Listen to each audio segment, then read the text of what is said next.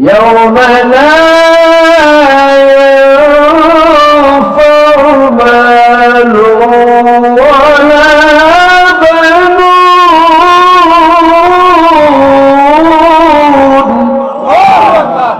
আল্লাহ পাক বলেন হাসরের ময়দান এমন এক ময়দান, যেই ময়দানে সম্পদ কোনো কাজে আসবে না, টাকা পয়সা অর্থ করি কোনো কাজে আসবে না, ওয়ালা বানুন সন্তান কোনো কাজে আসবে না।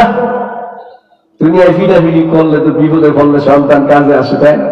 হাসরের ময়দানে যদি ঈমানটা না থাকে, কলবটা যদি পরিষ্কার না হয়, তাহলে ছাড় পাওয়া যাবে না। তাগুতের সাথে সম্পর্ক থাকলে ছাড় পাওয়া যাবে না। আল্লাহ পাক রব্বুল আলামিনের ফলে বলেন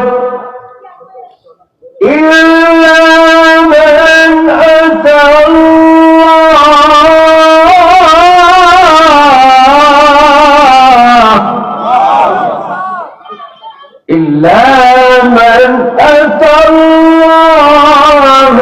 বিকলবিন সালিম।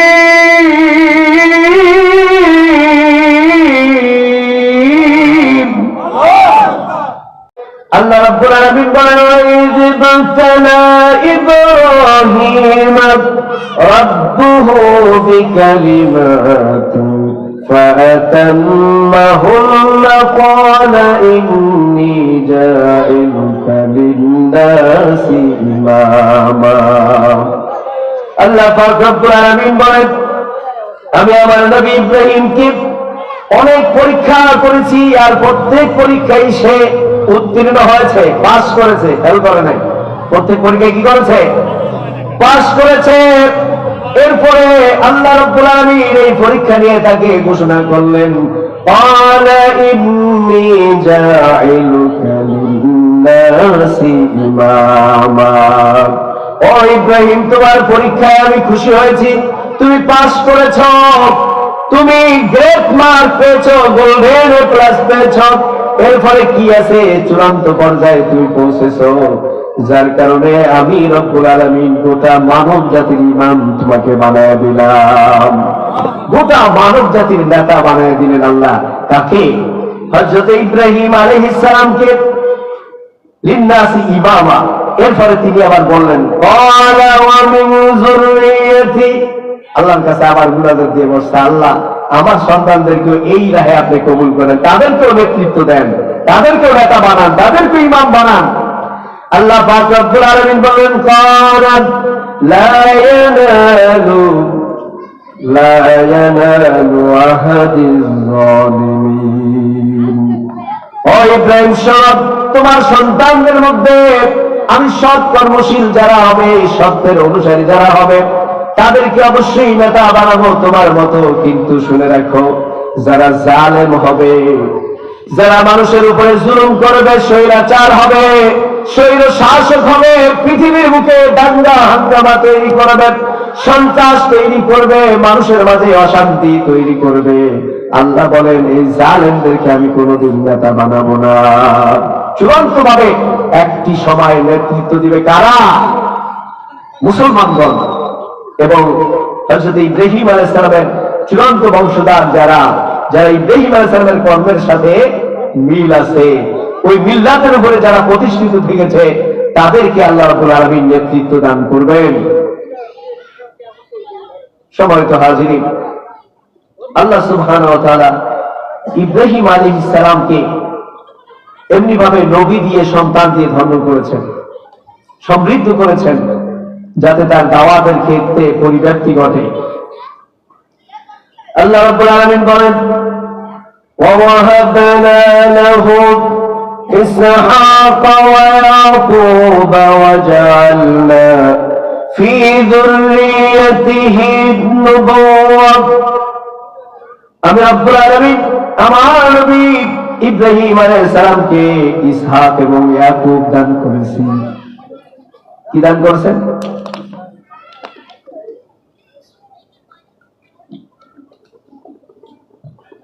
ইসহাক এবং ইয়াকুব। তো ইসহাক আলাইহিস সালাম হচ্ছে সরাসরি তার সন্তান, আর ইয়াকুব হচ্ছে নাতি, সন্তানের সন্তান। আল্লাহ পাক বলেন এমনি ভাবে তার বংশের মধ্যে আমি নবুয়তের দ্বারা চালু রেখেছি, কারণ কিতাব এবং কিতাব দিয়েছি, ওয়া আতাইনাহু আজরাহ, এবং তাকে আমি এর প্রতিদানও দিয়েছি। দুনিয়ার মধ্যে যে অনেক পরীক্ষা দিয়েছে এই জন্য প্রতিদান দিয়েছি ফির দুনিয়াতে। তাহলে আল্লাহর কাছে যদি কোনো বান্দা পরীক্ষা দিতে পারে আমার সেই জাতির পিতার মতো, তাহলে আল্লাহ পাক বলছেন যে প্রতিদান দুনিয়াতে পাওয়া যাবে, যেমন হযরত ইব্রাহিম আলাইহিস সালাম পেয়েছে।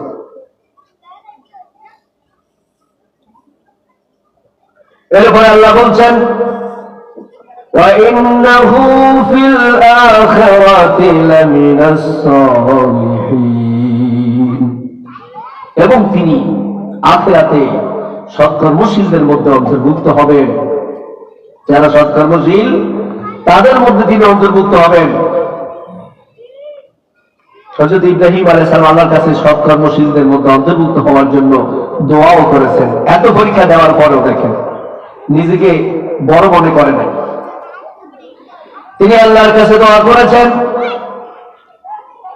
আল্লাহুম্মা আনতা ওয়ালিয়ুনা ফিদ দুনিয়া ওয়াল আখিরাহ, আল্লাহ দুনিয়া আখিরাতে আপনি আমার ওলি, আপনি আমার অভিভাবক। তাওয়াফফানি মুসলিমান ওয়া আলহিকনি বিস-সালিহিন, অতএব আপনি আমাকে মুসলমান হিসেবে মৃত্যু দেন আর আমাকে সৎকর্মশীল বান্দাদের মধ্যে অন্তর্ভুক্ত করে নেন। আল্লাহ তাআলা তার দোয়াকে কবুল করেছেন। এই জন্য আল্লাহ তাআলা এখানে বলছেন যে ওয়া ইন্নাহু ফিল আখিরাতি লামিনাস সালিহিন, আখিরাতে সৎকর্মশীলদের মধ্যে আমার নবী ইব্রাহিম অন্তর্ভুক্ত হবে। এবং ইব্রাহিম আলাইহিস সালাম এমন একজন নবী ছিলেন যার জীবনে কোনো মিথ্যা কথা ছিল না। নবীরা কোনোদিন মিথ্যুক হয় না, নবীরা কি হন না? মৃত্যু হন না, মিথ্যা কথা বলেন না। আল্লাহ পাক এর সার্টিফিকেট দিলেন, ওয়াযকুর ফিল কিতাবি ইব্রাহিম ইন্নাহু কানা সিদ্দীকান নাবিয়্যা। আমার নবী ইব্রাহিম আলাইহিস সালাম, তাকে আমি এমন নবী হিসেবে পৃথিবীতে পাঠিয়েছি যিনি ছিলেন সত্যবাদী, জীবনে কোনোদিন মিথ্যা কথা বলেন নাই। মিথ্যা কথা যদি বলতেন তাহলে জাতির পিতা হইতে পারে? আর আমাদের সমাজে যারা বেশি মিথ্যা কথা বলে তারাই বুঝি নেতা হয়ে যায়, ঠিক না? হ্যাঁ, যে যত বড় মিথ্যুক সে তত বড় নেতা। আর আমার জাতির পিতা এমন এক নেতা, আল্লাহ যার সার্টিফিকেট দিলেন, তিনি হচ্ছেন সত্য নবী, যার জীবনে মিথ্যা নাই। যার জীবনে কি নাই? মিথ্যা কথা নাই। এই জন্য মিথ্যা এমন এক পাপ যেটা করলে ঈমান থাকে না। আল্লাহ নবীজিকে জিজ্ঞাসা করা হলো, ইয়া রাসূলুল্লাহ, কোন ঈমানদার মিথ্যুক হইতে পারে কিনা? নবীজি সাল্লাল্লাহু আলাইহি সাল্লাম বললেন, না না, কোন ঈমানদার মিথ্যুক হইতে পারে না, কারণ মিথ্যা এবং ঈমান একত্রে থাকতে পারে না। মিথ্যা এবং ঈমান একত্রে থাকতে পারে না। এটা কে বলে দিলেন? আল্লাহ রাব্বুল আলামিন বলে দিলেন। আর মিথ্যা যখন মানুষ বলে তখন এটা কি রেকর্ড হয় কি হয় না? হয় না? আল্লাহ পাক রব্বুল আলামিন বলেন, মা ইয়ালফিযু মিন কাওলিন ইল্লা লাদাইহি রাকীবুন আতীদ। মানুষ এমন কোন শব্দ উচ্চারণ করে না, এমন কোন লফজ উচ্চারণ করে না, শব্দাংশ উচ্চারণ করে না যেটা রেকর্ড হয় না, বরঞ্চ বলার সাথে সাথে আমার ফেরেশতারা সেটাকে রেকর্ড করে নিয়ে যায়। এই জন্য যখন বলতে হবে তখন কি সত্য বলতে হবে না মিথ্যা বলতে হবে? আমার জাতির পিতা হযরত ইব্রাহিম আলাইহিস সালাম ছিলেন এরকম একজন সত্যবাদী নবী। তো তিনি তার এই যে নবুয়তের যে দায়িত্ব, এই দায়িত্ব পালন করতে গিয়ে সর্বপ্রথমেই তার বাবাকে দাওয়াত দেওয়া শুরু করলেন। কাকে দাওয়াত দিলেন? বাবাকে দাওয়াত দেওয়া শুরু করলেন। আল্লাহ পাক বলছেন, إذا قالت لأبيه يا أبت لم تعبد ما لا يسمع ولا يبصر ولا يغني عنك شيئا তিনি নবুয়তের দায়িত্ব হিসাবে সর্বপ্রথম বাবাকে দাওয়াত দিচ্ছেন, ও আমার বাবা, তুমি কেন এমন জিনিসের ইবাদত করো যে দেখেও না, শোনেও না, বুঝেও না?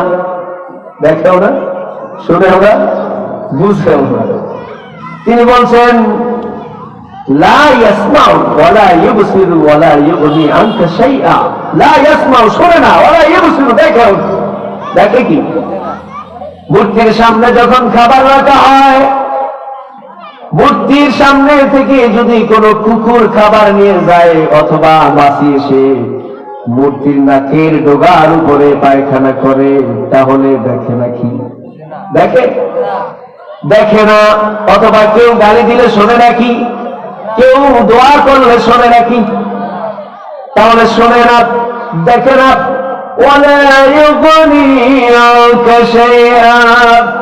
বাবাকে বলছে, বাবা আর এই মূর্তি গুলা তো তোমার কোনো উপকারও করতে পারে না। ওলা ইউগনি আনকা শাইআ, তোমাকে তো কোনো উপকারও এই মূর্তিগুলা করতে পারে না। তার বাবা আজর ছিল সেই নমরুদের সবচেয়ে বড় পুরোহিত।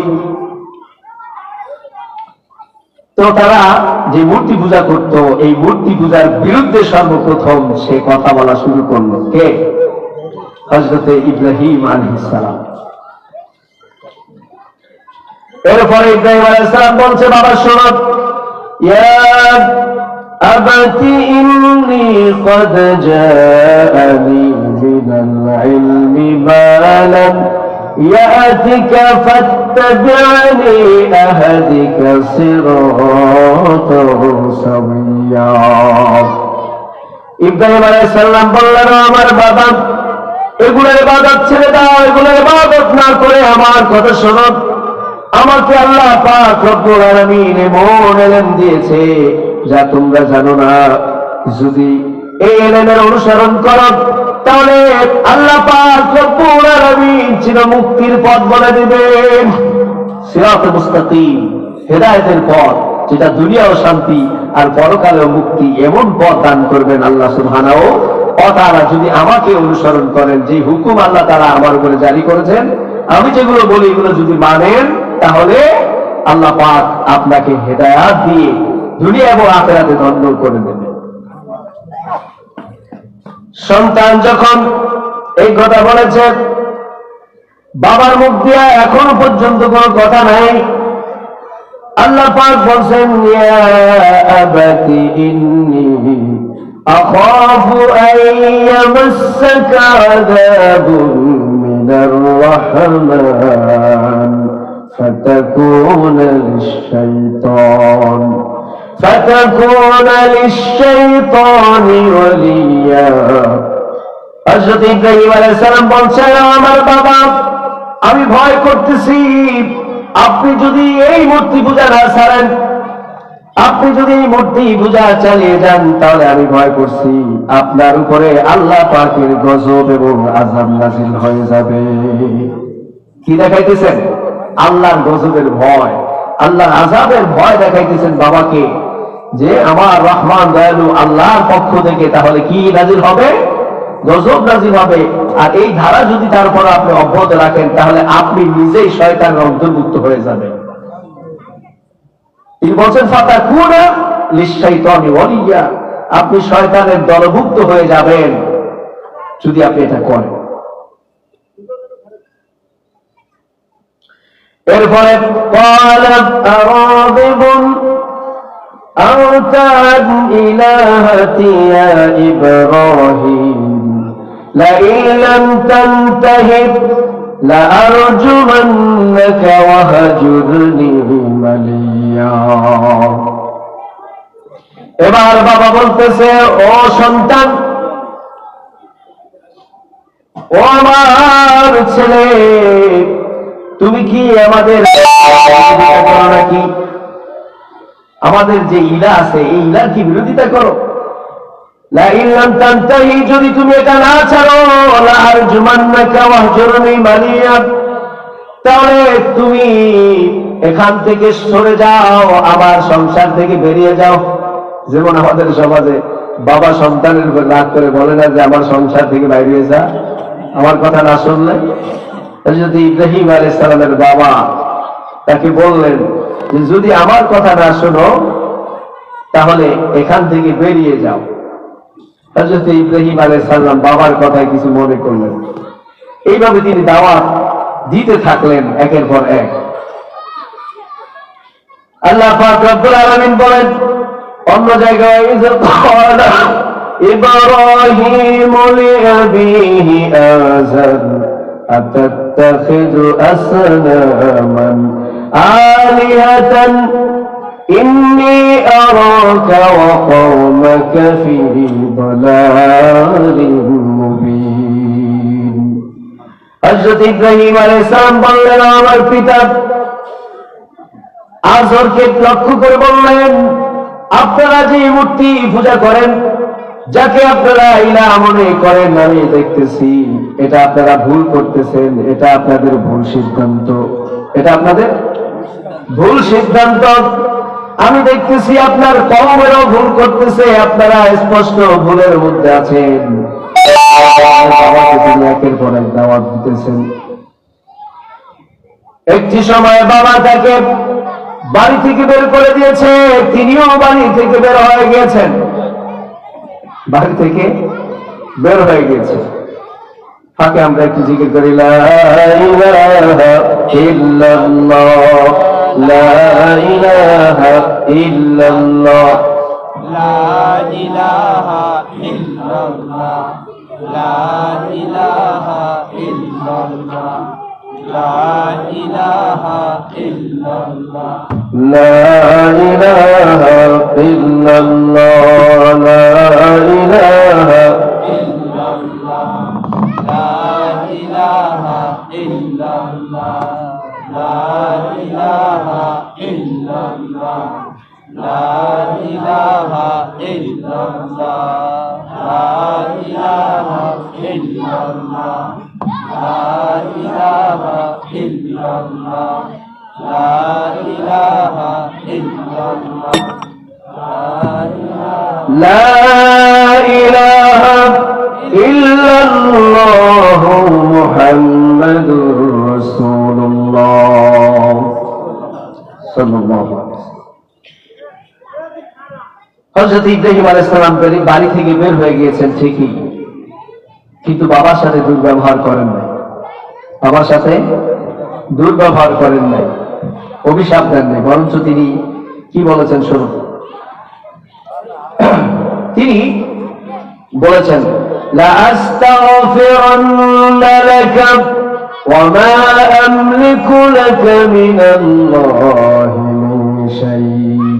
তিনি বলেছেন, বাবা আমাকে আপনি বাড়ি থেকে বের করে দিয়েছেন, আমার কোনো দুঃখ নাই, আমি আপনাকে উল্টা অভিশাপ দেব না, বরঞ্চ আপনার জন্য আমি আল্লাহর কাছে ক্ষমা চাইব। কি চাইব? আল্লাহর কাছে ক্ষমা চাইব। তবে একটা কথা স্পষ্ট বলে দিয়েছেন, সেটা হচ্ছে ওয়ামা আমলিকু লাকা মিনাল্লাহি মিন শাইইন। তবে বাবা শুনুন, আল্লাহ পাকের ক্ষমা তো কোনো কাফেরের জন্য নির্ধারিত নয়। আল্লাহ পাক তো ক্ষমা তাকেই করবেন যে আল্লাহকে মানে। যদি আপনি আল্লাহকে না মানার কারণে, আল্লাহর দ্রোহী হওয়ার কারণে, খোদাদ্রোহী হওয়ার কারণে যদি কোনো গজব নেমে আসে, তাহলে আমি ইব্রাহিম গজব থামাইতে পারব না।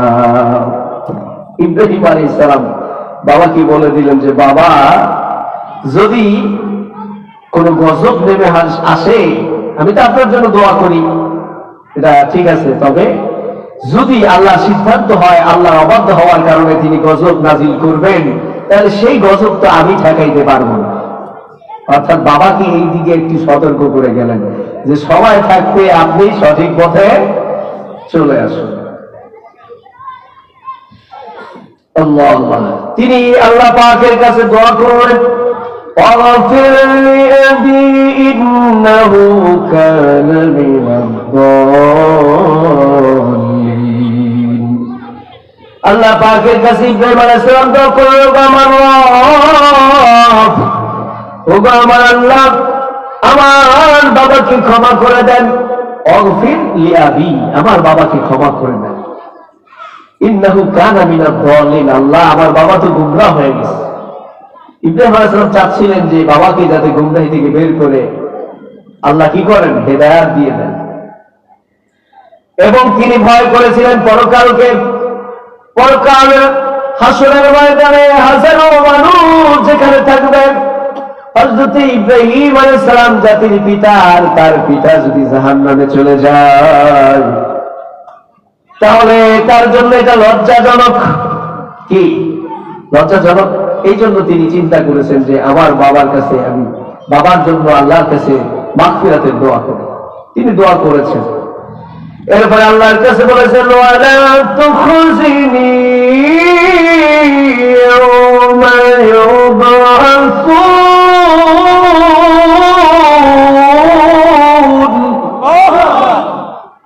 ওগো আল্লাহ,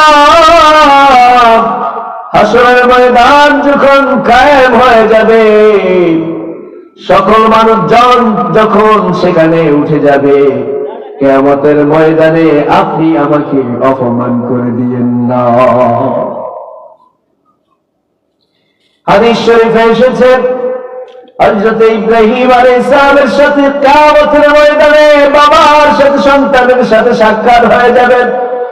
সন্তান আজরের সাথে সাক্ষাৎ যখন হয়ে যাবে, তখন বাবা বলবে, বাবারে, দুনিয়ার মধ্যে তোর অনেক কথা লঙ্ঘন করেছি, আমরা শয়তানের ইবাদত করে মত্ত হয়ে গিয়েছিলাম, তাগুতের দাসত্ব করেছি, গোলামি করেছি, ক্ষমতা টিকানোর লড়াই করেছি, সব ছেড়ে দিয়েছি, আল্লাহর হুকুম করে ছেড়ে দিয়েছি, মানি নাই। মনে করেছি পরকাল বলতে কিছু নাই, দুনিয়াটা মস্ত বড়, খাওয়া দাও ফুর্তি করো। কিন্তু আজকে দেখতে পেলাম না, দুনিয়াটা মস্ত বড়, খাওয়া দাও ফুর্তি করে এটা নয়, বরঞ্চ তোমরা যে কথা বলেছো পরকাল আছে, হাসরের ময়দান কায়েম হবে, আল্লাহর কাছে নিজের জীবনের হিসাব দিতে হবে। বাবারে, আজকে তো বিশ্বাস হয়ে গেল, আইনুল ইয়াকিন হয়ে গেল, চোখে দেখলাম হাসরের ময়দান কায়েম হয়েছে, পাপীর এক কাতারে দাঁড়াইছে আর নেককারের আরেক কাতারে দাঁড়াইছে। হাসরের ময়দানে কাতার হবে দুইটা, কয়টা? আল্লাহ পাক রব্বুল আলামিন বলবেন, নামতাজুল ইয়াউমা আইয়ুহাল মুজরিমুন।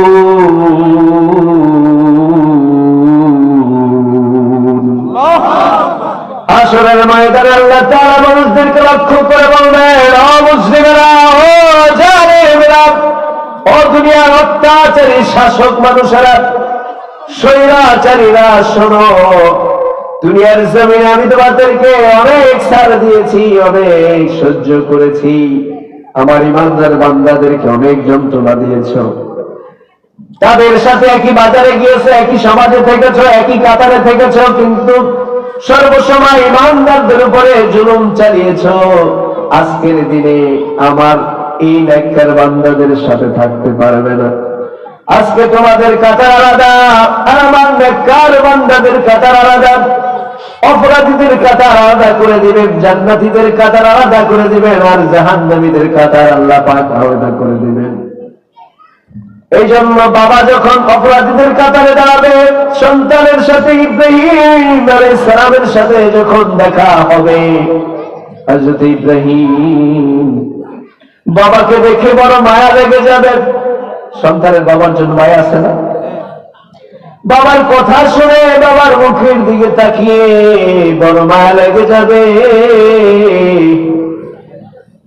আল্লাহ পাকের কাছে ইব্রাহিম আলাইহিস সালাম দরখাস্ত করবেন, ওগো আমার রব আল্লাহ, আমার বাবার অপরাধগুলো মাফ করে দেন, আমার বাবাকে আজকের দিনে মাফ করে দেন, আমাকে অপমান করে দিয়েন না। আল্লাহ রাব্বুল আলামিন বলবেন, ও ইব্রাহিম, তোমার পায়ের দিকে তাকাও, তোমার পায়ের দিকে তাকাও। যখন তিনি পায়ের দিকে তাকাইতে থাকবেন, পায়ের দিকে তাকানোর আগে আল্লাহ পাক রব্বুল আলামিন তার বাবা আজরের আকৃতিটাকে একটা প্রাণীর আকৃতি দিয়া, একটা জানোয়ারের আকৃতি দিয়া হাত পা বেঁধে ফেরেশতাদেরকে বলবেন, এই জালেমকে, এই তাগুতকে জাহান্নামে নিক্ষেপ করো। কি করো? খুযু ফাগুল্লু সুম্মাল জাহিম সাল্লু, তাকে হাত পা বেঁধে জাহান্নামের মধ্যে নিক্ষেপ করা হবে। ইব্রাহিম আলাইহিস সালাম দেখবেন বাবার জায়গায় বাবা নাই, একটা জানোয়ারকে যেন হাত পা বেঁধে জাহান্নামের মধ্যে ফেলানো হচ্ছে। হযরত ইব্রাহিম আলাইহিস সালাম বাবার জন্য সেই দিন সুপারিশ করতে পারবেন না, কারণ বাবা ছিল খোদাদ্রোহী, বাবা ছিল তাগুতের অনুসারী, বাবা ছিল মূর্তি পূজারী, বাবা ছিল আল্লাহর সাথে শিরককারী, বাবা ছিল আল্লাহর সাথে কুফরকারী। আল্লাহর সংবিধানের বিরুদ্ধে নিজেরা সংবিধান রচনা করেছে, আল্লাহর আইনের বিরুদ্ধে নিজেরা আইন রচনা করেছে। কারণ হইল এগুলা করলেই একটু ভালো ভালো খাওয়া যায়, ঠিক কিনা? এগুলা করলে নিজের বাড়িটা বড় করা যায়, এগুলা করলে নিজের গাড়ি বাড়ি করা যায়, জমিদারি করা যায়, নেতা হওয়া যায়, মানুষেরা সালাম দেয়। যত নজর পেশ করা হয় মূর্তিদের জন্য, এগুলা তো মূর্তিরা খায় না। খায় না কি? নেয় কারা? ওই পুরোহিতরা। এটা ধর্ম ব্যবসা করলো তারা, সেখানে মানুষেরা তাকে, তাদেরকে সম্মান দিত, তাদের কাছে অনেক হাদিয়া পাঠানো হতো। তারা বুঝতে পারলো যদি আমরা এগুলা ছেড়ে দেই তাহলে আমাদের নেতৃত্ব ছুটে যাবে, আমাদের কর্তৃত্ব ছুটে যাবে। অতএব এগুলা ছাড়া যাবে না, যাই বলুক ইব্রাহিম, এগুলা ছাড়া যাবে না। আর অসহায় মানুষেরা তাদের গান গাইতো এই জন্য যে তাদের কাছে আবার কিছু পাওয়া যাইত, যেমন বর্তমানে কিছু রিলিফ পাওয়া যায়। তবে রিলিফ গুলা বেশিরভাগ দেখা যায় দলীয় কর্মীরাই হয়, ঠিক কিনা বলেন? বিধবা নয় তাও বিধবা ভাতা পায়, বয়স হয় নাই তাও বয়স্ক ভাতা পায়, জালিয়া না তাও জালিয়া ভাতা পায়, কি পায় না? পায় না? এমন মানুষ আছে ভাতা পায় যে ওর বাপেও জালিয়া ছিল না, ওর দাদাও ছিল না, ওর 14 গোষ্ঠীর কেউ জেলে ছিল না, কিন্তু হ্যার নামে কি আছে? জালিয়া ভাতা কার্ড আছে। কেন? সে দলের কর্মী, দলের জন্য এই করেছে সেই করেছে, তাকে সারা দিয়ে দৌড়িয়েছে, হুন্ডা নিয়ে দৌড়িয়েছে, মিছিল দিয়েছে, মিটিং করেছে, রক্ত দিয়েছে, জেল কেটেছে দলের জন্য। এই জন্য সে যদি জমিদার হয়, তার বাড়ির চাল যদি পোকায়ও খায়, যদি কুকুরেও খায়, খাবার যদি কেউ না থাকে, তারপরও সে পাবে চাল। আর পাশের বাড়ির যার বাড়িতে চাল কেনার টাকা নাই, দরিদ্র অসহায় মানুষগুলা যারা পড়ে আছে তাদের কি যারা খোঁজ খবর নেয় না, এমন নেতাদের অবস্থা হাসরের ময়দানে কি হবে? আল্লাহ বলেন হাদিসে কুদসির মধ্যে, হাসরের ময়দানে আল্লাহ বলবেন, ও বান্দা, আমি দুনিয়ার মধ্যে ক্ষুধার্ত ছিলাম, দুনিয়ার মধ্যে অসহায় ছিলাম, দুনিয়ার মধ্যে পিপাসার্ত ছিলাম, আমাকে খাওয়াও নাই, পানি পান করাও নাই, অসুস্থ ছিলাম, চিকিৎসা করাও নাই। বান্দারা বলবে, আল্লাহ এই সবের মালিক তো আপনি, কিভাবে আমরা আপনাকে খাওয়াইতে পারি, কিভাবে পড়াইতে পারি, কিভাবে চিকিৎসা করাইতে পারি? আল্লাহ বলবেন, বান্দা দুনিয়ার মধ্যে এমন হাজারো অসহায় মানুষ ছিল, এরকম হাজারো মানুষ ছিল যারা একবেলা খাইতে পারে নাই, উপার্জনের কোন ভিন্ন ব্যক্তি ছিল না, সংসার চালাইতে কষ্ট হয়েছে, চিকিৎসা করতে পারে নাই, রোগে ভুগেছে, তাদের খোঁজ খবর নেওয়া নাই। নিজের খাবার কুকুরকে খাইয়েছ, পুকুরে ফেলে দিয়েছ, নদীতে খালে ফেলে দিয়েছ, অপচয় করেছ, অথচ তাদের খোঁজ খবর নেওয়া নাই। তাদেরকে যদি সেবা করতে, তাদেরকে যদি চিকিৎসা করতে, আজকে হাসরের ময়দানে আমার কাছে এর প্রতিদান পাইতে, কারণ আমাকেই করা হতো। কারণ তাদের সোচটা কি? আমি আল্লাহ। আজকে তো গরিবদের কোন মূল্য নাই দুনিয়ার জমিনে। হাসরের ময়দানে দেখুন মিসকিনদের পাওয়ার এমন হয়ে যাবে, নবীজি বলেন যখন দুইটা কাতার আলাদা হয়ে যাবে জান্নাতি এবং জাহান্নামী, আল্লাহ পাক রব্বুল আলামিন মিসকিনদেরকে এমন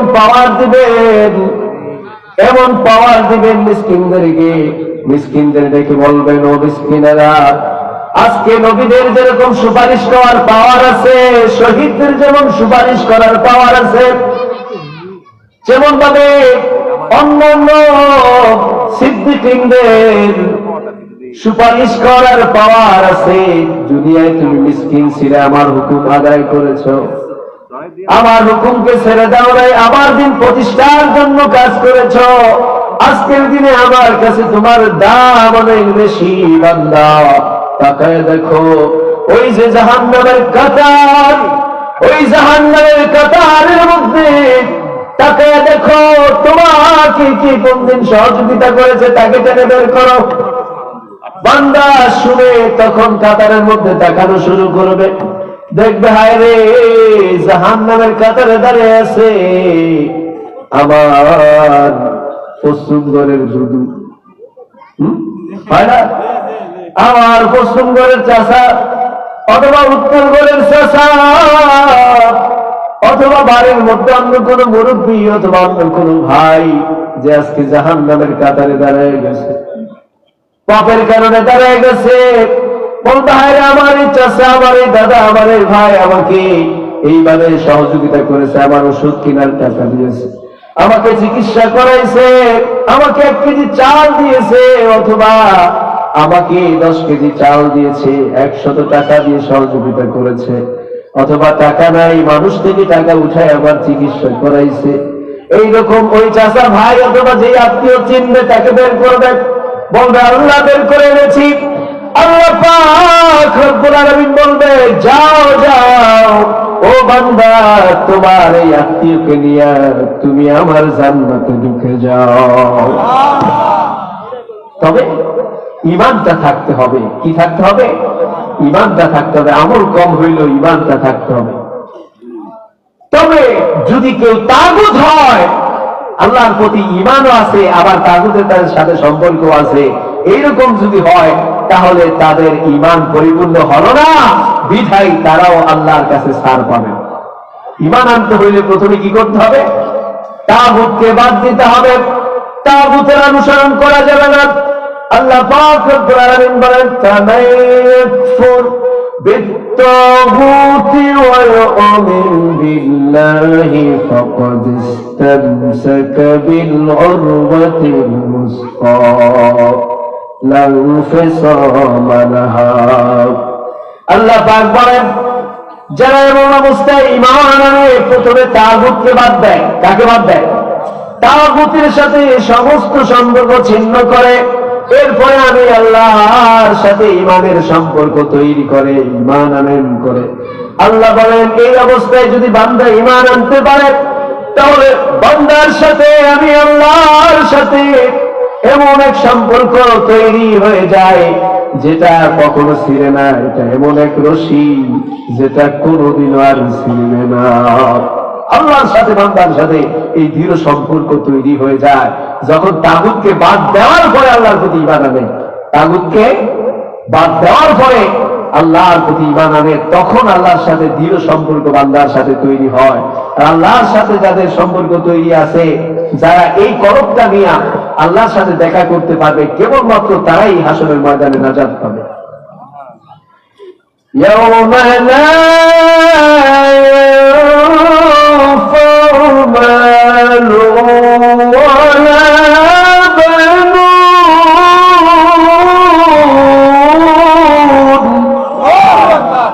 আল্লাহ পাক বলেন, হাসরের ময়দান এমন এক ময়দান, যেই ময়দানে সম্পদ কোনো কাজে আসবে না, টাকা পয়সা অর্থ করি কোনো কাজে আসবে না, ওয়ালা বানুন সন্তান কোনো কাজে আসবে না। দুনিয়ায় ফিডাফিডি করলে তো বিপদে পড়লে সন্তান কাজে আসে, তাই না? আসলের ময়দানে যদি ঈমানটা না থাকে, কলবটা যদি পরিষ্কার না হয়, তাহলে ছাড় পাওয়া যাবে না। তাগুতের সাথে সম্পর্ক থাকলে ছাড় পাওয়া যাবে না। আল্লাহ পাক রব্বুল আলামিনের পরে বলেন, ইল্লা মান আতা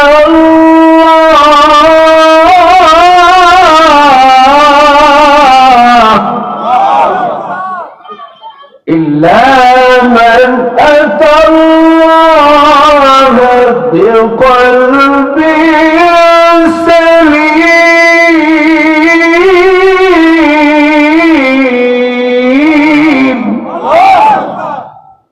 তবে তারাই সার পাবে হাসরের ময়দানে যারা পরিষ্কার কলবটা নিয়ে আমি আল্লাহর সাথে সাক্ষাৎ করতে পারবে। পরিষ্কার কলব, যেই কলবে তাগুত থাকবে না, যে কলবে তাগুতের ভয় থাকবে না, তাগুতের সাথে ন্যূনতম কাজের কোনো সম্পর্ক থাকবে না, এমন ব্যক্তিরা হাসরের ময়দানে কি পাবেন? স্যার পাবেন। আল্লাহ তাআলা বলেন কদ আফলাহা মান যাক্কাহা ওয়া কদ খাবা মান দাসসাহা। আল্লাহ বলেন যারা তাদের কলবটাকে পরিষ্কার করবে, যারা তাদের জীবনটাকে পুত পবিত্র করবে, কুলস মুক্ত করবে, নবীজির আদর্শে আদর্শিত হবে, আল্লাহর হুকুমের অনুসারী হয়ে নিজের চরিত্রটাকে গঠন করবে, নিজের ব্যক্তি জীবন, পারিবারিক জীবন, সামাজিক জীবনকে কলস মুক্ত করবে, আল্লাহ পাকের আইনকে প্রতিষ্ঠা করবে তাগুতের জায়গায়।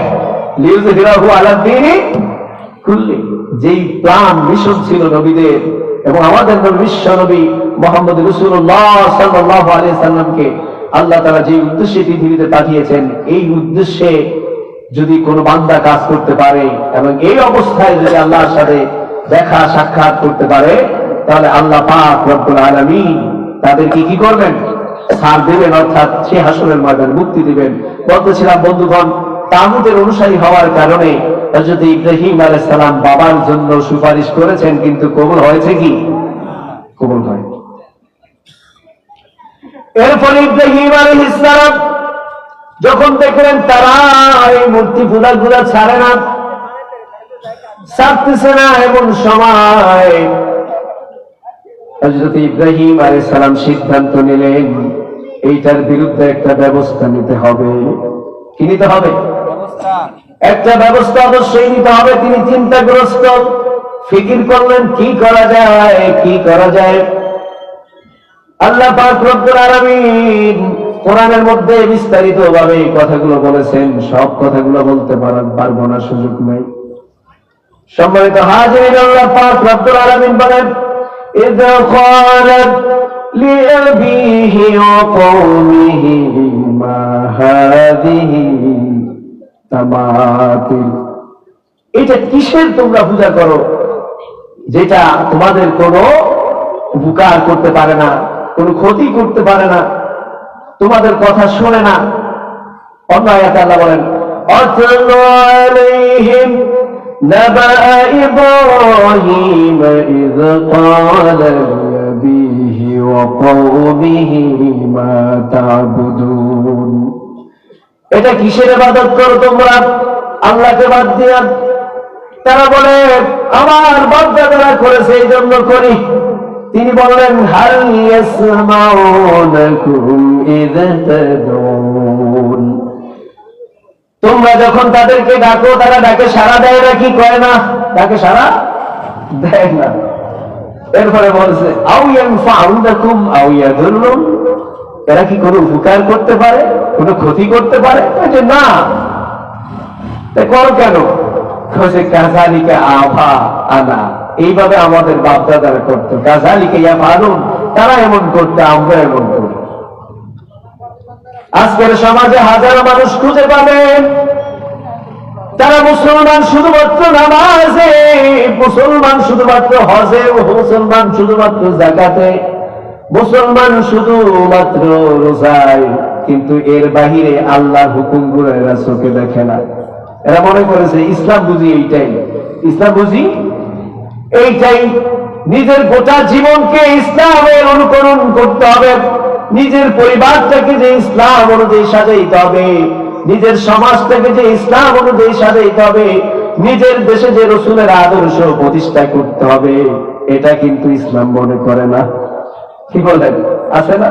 খালি এগুলোর মনে করে ইসলাম, এর বাহিরে যা আছে এগুলা বুঝি ইসলাম না। আল্লাহ পাক রব্বুল আলামিন শুধু নামাজ পড়ার জন্য পৃথিবীতে পাঠান নাই। আমি আপনাদের সামনে যে আয়াত তেলাওয়াত করেছি, যুগে যুগে আল্লাহ রব্বুল আলামিন যত নবী রাসূল প্রেরণ করেছেন তাদেরকে শুধুমাত্র নামাজ, রোজা, হজ, যাকাতের জন্য পাঠান নাই। আল্লাহ পাক বললেন আনিয়াবুদুল্লাহ, সমস্ত রাসূলরা বলেছেন একান্তভাবে আল্লাহর ইবাদত করো। কিসের জন্য পাঠাইছেন? ইবাদত শিখানোর জন্য। ইবাদত মানে হচ্ছে দাসত্ব, গোলামি, আনুগত্য, হুকুম মেনে চলা। এক কথায় চাকর, এক কথায় কি? চাকর। গোলামি করা, দাসত্ব করা।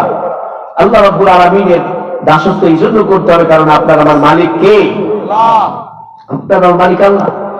قل أعوذ برب الناس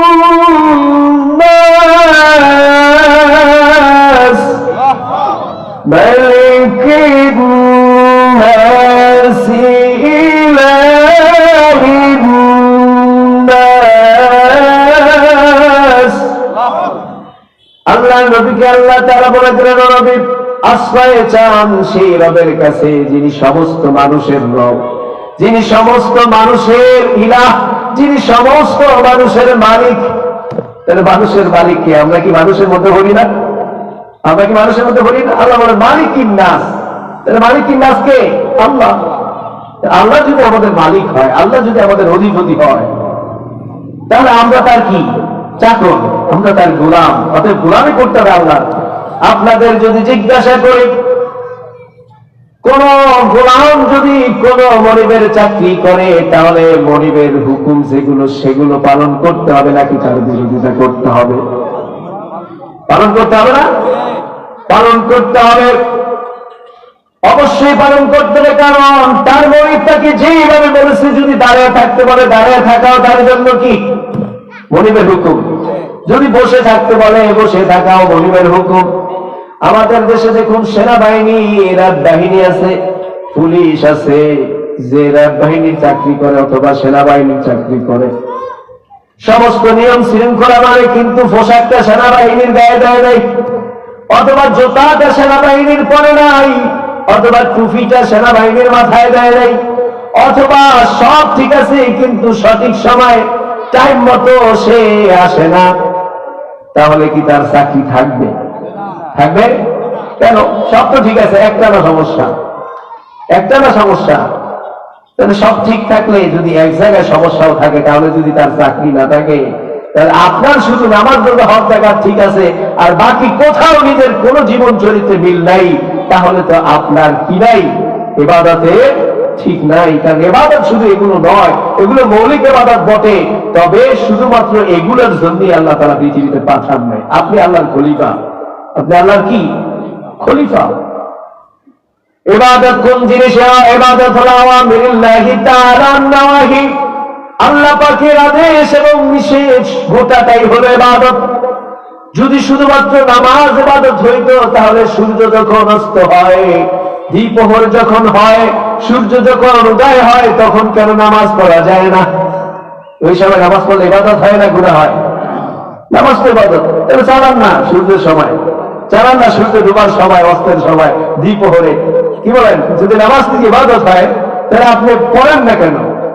এই জন্যই পড়ে না, কারণ আমার রাসূল নিষেধ করেছেন। কারণ এই সময় মূর্তি পূজকেরা মূর্তি পূজা করে, এবং রাসূল সাল্লাল্লাহু আলাইহি সাল্লাম বলেছেন, সূর্য উদয় হয় শয়তানের দুই শিঙের মাঝখান দিয়া। কি দিয়া? দুই শিঙের মাঝখান দিয়া সূর্য উদয় হয়, আবার শয়তানের দুই শিঙের মাঝখান দিয়া সূর্য অস্তে যায়। অতএব আল্লাহ রাসূল বলেছেন, এই সময় তোমরা কোন নামাজ আদায় করবে না, এই ইবাদতগুলো এই সময় করবে না। কারণ এটা মিলে যাবে কাদের সাথে? মুশরিকদের সাথে। কারণ মুশরিকরা এই সময় কি করে? তাদের পূজা করে। এই জন্য নামাজ পড়াও ইবাদত, আবার না পড়াও ইবাদত। পড়াও ইবাদত, আবার না পড়াও ইবাদত। তার মানে হলো আল্লাহর হুকুম মানা, রাসূলের হুকুম মানা, এই কি? ইবাদত।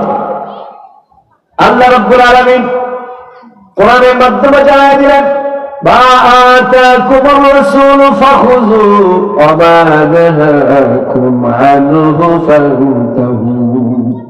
আমার নবীকে জানিয়ে পাঠিয়েছি, যা তিনি করতে বলেছেন সমস্ত কিছু করো, আর যা তিনি ছাড়তে বলেছেন সমস্ত কিছু ছাড়ো।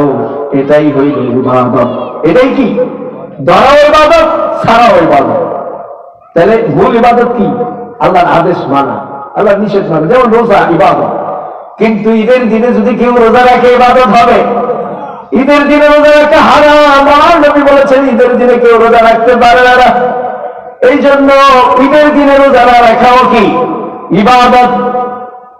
অথচ অন্যান্য দিনে রোজা রাখলে কত সওয়াব, কিন্তু যেই দিনে রোজা রাখা যাবে না, আল্লাহ নিষেধ করেছেন, আল্লাহ রাসূল নিষেধ করেছেন, সেই দিনে না রাখা ইবাদত। বুঝা গেল ইবাদত হইল সমস্ত জিনিস একসাথে মিল করা, গোটা জীবনে আল্লাহর দাসত্ব করা, আল্লাহর গোলামি করা, যেই দিকে যাবেন সকল ক্ষেত্রে আল্লাহ এবং তার রাসূলের আনুগত্য করার নাম কি ইবাদত। এই জন্যই রাসূল করে আসছেন। শুধুমাত্র নামাজের মধ্যে আপনি আল্লাহকে স্বীকার করবেন আর নামাজের বাইরে গিয়ে আল্লাহর বিরোধিতা করবেন, এইটা তো ইবাদত হলো না। এটা কি নামাজও তো হলো না। এটা নামাজের মধ্যে দাঁড়িয়ে বললেন আলহামদুলিল্লাহি রাব্বিল আলামিন, আল্লাহর প্রশংসা করলেন, গোটা নামাজের মধ্যে জবানটাকে আল্লাহর হুকুম মতো চালাইলেন, চোখটাকে আল্লাহর হুকুম মতো চালাইলেন, পাটাকে আল্লাহর হুকুম মতো চালাইলেন, গোটা দেহটাকে আল্লাহর হুকুম মতো চালাইলেন। আল্লাহ পাক বললেন ইন্নাস সালাতা তানহা আনিল ফাহশাই ওয়াল মুনকার, নামাজ অন্যায় এবং অশ্লীল কাজ থেকে বাঁচায়। কিন্তু এমন নামাজ আপনি পড়েছেন সালাম ফিরানো বাকি, গায়ে দেওয়া বাকি নাই, ঠিক না? সালাম ফিরিয়া বাইরানো বাকি। যেই মুখটা দিয়া আল্লাহর হুকুম মেনেছে, রাসূলের তরিকা মতো নামাজ আদায় করেছে, এই মুখটা দিয়ে আবার গালাগালি শুরু করছে, কি করা নাই? মিথ্যা কথা শুরু করেছে, চুগলখড়ি করা শুরু করেছে। অতএব এই নামাজীদের জন্য আল্লাহ রাব্বুল আলামিন বলেন ফাওয়াইলুল লিল মুসাল্লিন, নামাজ পড়ে জাহান্নামে যাবে, নামাজ পড়ে দুজকে যাবে। ফাওয়াইলুল লিল মুসাল্লিন আল্লাযীনা হুম আন সালাতিহিম সাহুন, যারা নামাজ বুঝে না, নামাজের গুরুত্ব বোঝে না, নামাজের মধ্যে খুশি নাই, আল্লাহর ভয় নাই, নামাজের শিক্ষা দিয়ে নিজের সমাজ, নিজের ব্যক্তি, নিজের পরিবার সাজানোর চেষ্টা করে না। আমি বলতে চাচ্ছিলাম যে আল্লাহ তাআলা প্রথম অংশে যে বলেছেন নবীদেরকে পাঠাইছেন ইবাদত শিখানোর জন্য, এই ইবাদত হলো সব কাজ আল্লাহর হুকুম মতো করা, রাসূলের তরিকা মতো করার নাম কি ইবাদত। আমার ভাইরা, আল্লাহ নবী হযরত ইব্রাহিম আলাইহিস সালাম যখন এগুলার বিরোধিতা করলেন, মূর্তির বিরোধিতা করলেন, বছরে তাদের একটা মেলা হতো, মেলা। তখনকার সময়ে মেলা খুব জাঁকজমকপূর্ণ ভাবে করত।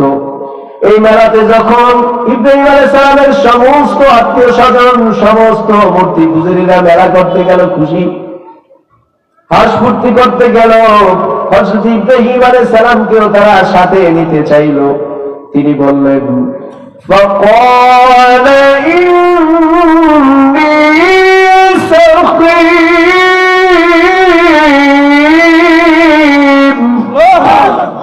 তিনি বললেন না না, আমি যাইতে পারবো না, কারণ আমি অসুস্থ। বলে হুজুর একটু আগে বললেন যে ইব্রাহিম আলাইহিস সালাম কোনো মিথ্যা কথা বলে নাই জীবনে, তাহলে উনি তো অসুস্থ ছিলেন না, তাহলে কেন তিনি বললেন যে তিনি অসুস্থ? হ্যাঁ, নবীগণের কাছে উম্মতের ধ্বংসের চাইতে দুঃখের কথা, আল্লাহর বিরুদ্ধে মানুষ যাওয়ার চাইতে দুঃখের কথা, কষ্টের কথা, এর চাইতে অসুস্থতার কথা আর একটাও নাই। নবীজি সাল্লাল্লাহু আলাইহি সাল্লাম, আমার নবী বিশ্ব নবীকে যখন তায়েফবাসীরা রক্তে রঞ্জিত করেছে, নবীজির গোটা শরীর যখন ছিন্ন বিচ্ছিন্ন করে দিয়েছে, নবীজি বেহুশ হয়ে পড়ে গিয়েছেন। সমস্ত আসমানের ফেরেশতারা ডেকে বলেছে ইয়া রাসূলুল্লাহ, আপনি বলেন শুধু একবার, আমি আল্লাহ পাকের পক্ষ থেকে গজব দিয়ে তাদেরকে ধ্বংস করে দিব। নবীজি বললেন না না, যদি তাদেরকে ধ্বংস করে দেওয়া হয় আমি দাওয়াত তাদের কাছে দেব। নবীজি বদদোয়া করেন নাই, কারণ নবীজি সাল্লাল্লাহু আলাইহি সাল্লাম নিজের শরীরে যে আঘাত পেয়েছেন এটা কোনো আঘাত নয়, কিন্তু বড় আঘাত নবীরা তখন পান যখন তারা সত্য থেকে মুখ ফিরিয়ে নেয়, যখন আল্লাহর ইবাদত ছেড়ে মানুষগুলো যখন অন্যান্য শিরকিতে মুবতালা হয়ে যায়, লিপ্ত হয়ে যায়, তখন নবীগণ বেশি অসুস্থ হয়ে যান, মানসিকভাবে এবং শারীরিকভাবে। যে মন ভালো না থাকলে কি শরীর ভালো থাকে? কি বলেন? এই জন্য ওনার কথা তো যৌক্তিক, তিনি অসুস্থ, বরঞ্চ বড় অসুস্থ, কারণ যেই জন্য তাকে আল্লাহ তাআলা পাঠিয়েছেন এই কাজ তিনি এখন করতে পারতেছেন, বরঞ্চ তারা তাকে নিতে চাইতেছে, তাদের সেই এই যে হাসফুর্তি আল্লাহর হুকুমকে বাদ দিয়া তাদের যেই দুনিয়া যা মস্ত বড় খাওয়া দাওয়া ফুর্তি করো সেই স্লোগানে মত্ত হয়ে তাকে কি করার জন্য, আনন্দ করার জন্য ডাকতেছে। এই জন্য নবী হয় কি এটা করতে পারেন? এই জন্য তিনি বলেছেন আমি অসুস্থ। এরপরে আল্লাহ পাক বললেন, এরপরে তারা তাকে ছেড়ে চলে গেল, তাকে রাইখেই চলে গেল যে এই যাইব না, না হচ্ছে এমনি তো আমাকে মূর্তি পূজার বিরোধিতা করতে, এই কি যাবেন। এরপরে ঘটনাটা হলো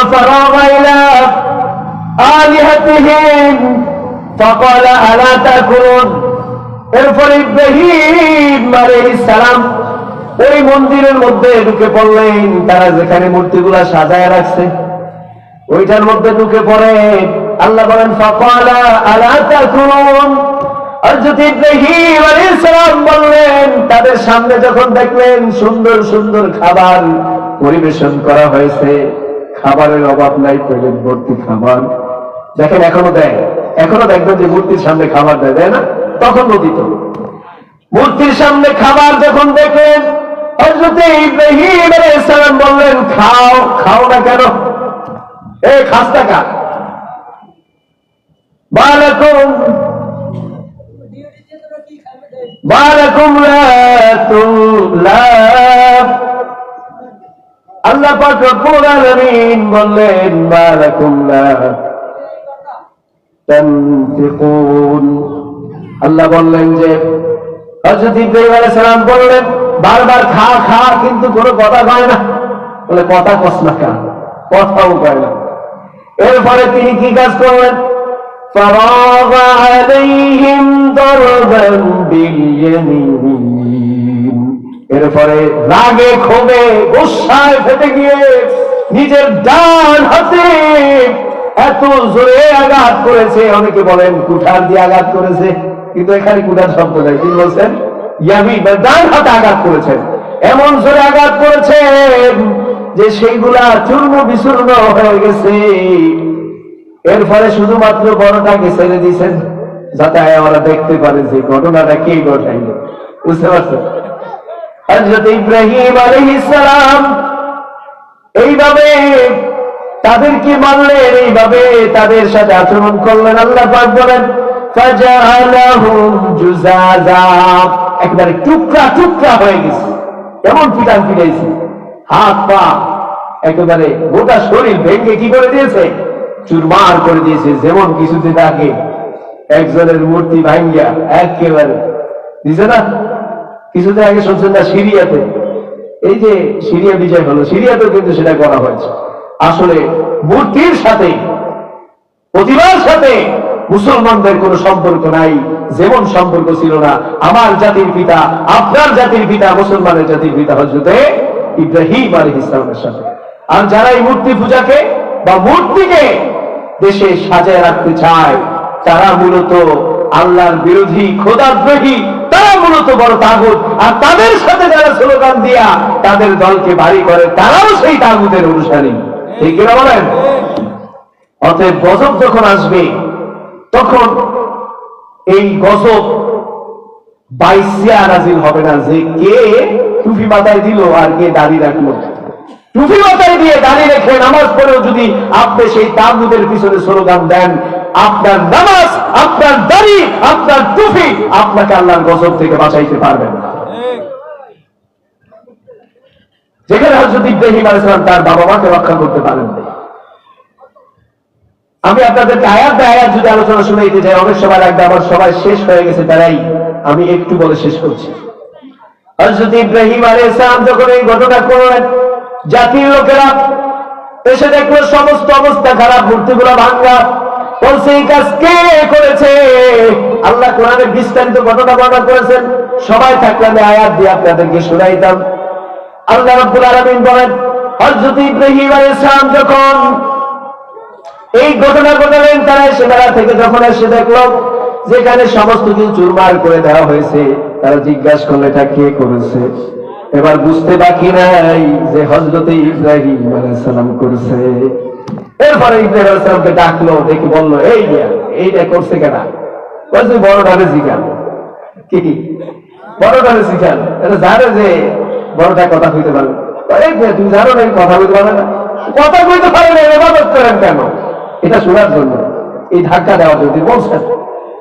একটা পর্যায়ে তিনি যখন এইভাবে তাদের কথা রুখে দিচ্ছেন, তাদের সাথে যখন তর্ক বিতর্ক করছেন, তিনি এক সময় আল্লাহ তাআলা এই একাত্মবাদের কথা বললেন। ক্বালা আতাবুদুনা মা তানহিতুন আল্লাহু খালাকাকুম ওয়া মা তা'মালুন, তোমরা যেগুলো বানাইছো এগুলাও আমার আল্লাহ বানাইছে। এই যে মাটি দিয়ে বানায়, মাটি কে দিছে? আল্লাহ দিছে। আর তোমার জন্য আমার আল্লাহ বানাইছে, সুতরাং আল্লাহরে বাদ দিয়া কার ইবাদত করো, কেন করো? এই কথা যখন তিনি বলতেছিলেন, এবার এরা রাগ হয়ে গেছে, বলতেছে ক্বালু বুনু লাহু বুনিয়ানা, তারা বলল তার জন্য অগ্নিকুণ্ড তৈরি করো, ফালকুহু ফিল জাহিম, আর জ্বলন্ত অঙ্গারের মধ্যে তাকে নিক্ষেপ করো। এই সিদ্ধান্ত জাতির লোকেরা যখন নিল, আমার দু একজন বলছে নেতার না শিখিয়া কিছু করা যাবে না। নেতা কেডা? নেতা হইল নমরুদ।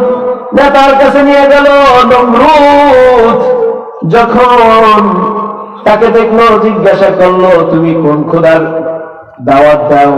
বলছে আমি এমন খোদার দাওয়াত দেই যিনি জীবন দেয়, হায়াত দেয় এবং মউত দেয়। তোমার খোদা কে? বলছে যিনি হায়াত দেয় এবং মউত দেয়। নমরুদ বলছে আমিও তো হায়াত দেই মউত দেই। বলে কিভাবে? এরপরে তিনি জল্লাদকে ডেকে বললেন, জল্লাদ, ফাঁসির কার্যকর হওয়ার আগে দুইজন ফাঁসির দণ্ডপ্রাপ্ত আসামি নিয়ে আসো। এসে বললেন যে একজনকে মুক্ত করে দাও, আরেকজনের গলা কেটে ফেলো।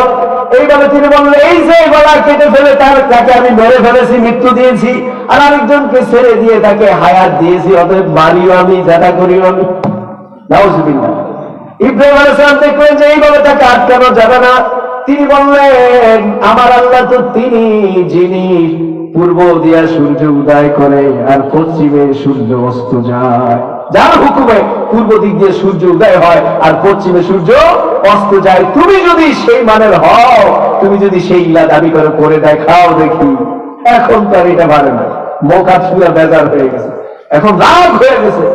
রাগ হয়ে বলতেছে قالوا حرقوه وانصروا آلهتكم إن كنتم فاعلين।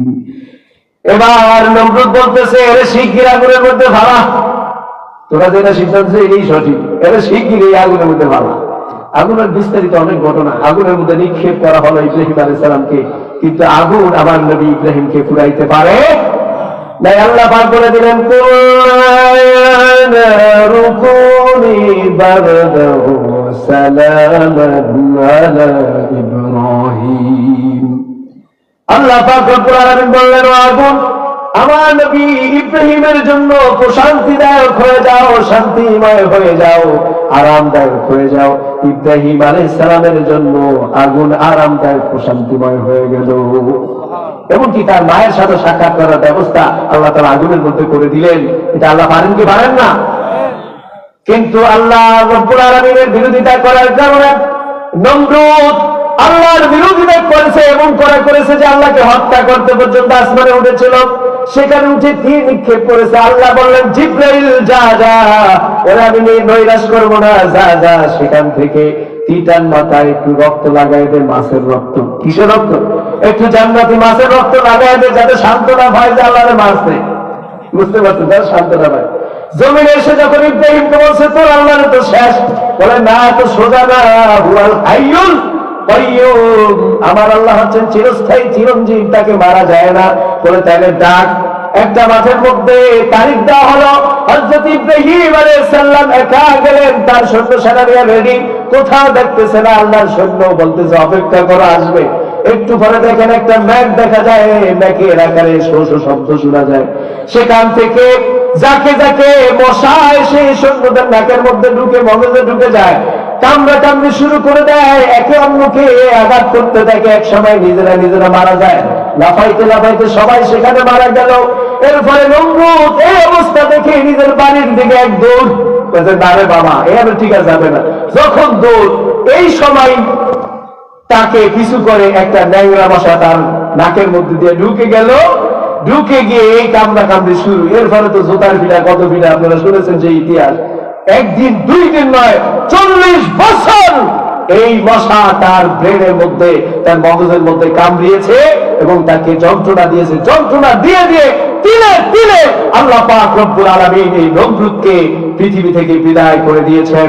সম্মানিত হাজির, আমি বলতে চাচ্ছি এই সূরার আলোকে, এই আলোচনার আলোকে সর্বশেষ এই কথা যে নবীগণের যুগে যুগে যারা বিরোধিতা করেছে, নবীগণের দাওয়াতের যারা বিরোধিতা করেছে, সত্যের যারা বিরোধিতা করেছে, ইসলামী আন্দোলনের যারা বিরোধিতা করেছে, তারা পৃথিবীর বুকে টিকে থাকতে পারে নাই।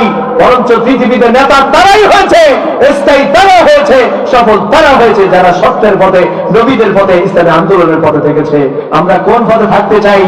তাগুতের পথে নাকি আল্লাহর পথে?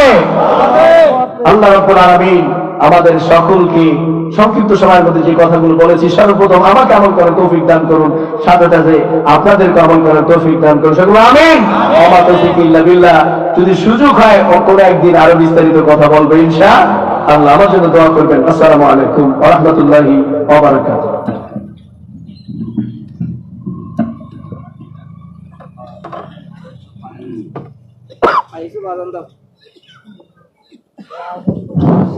ঠিক আছে।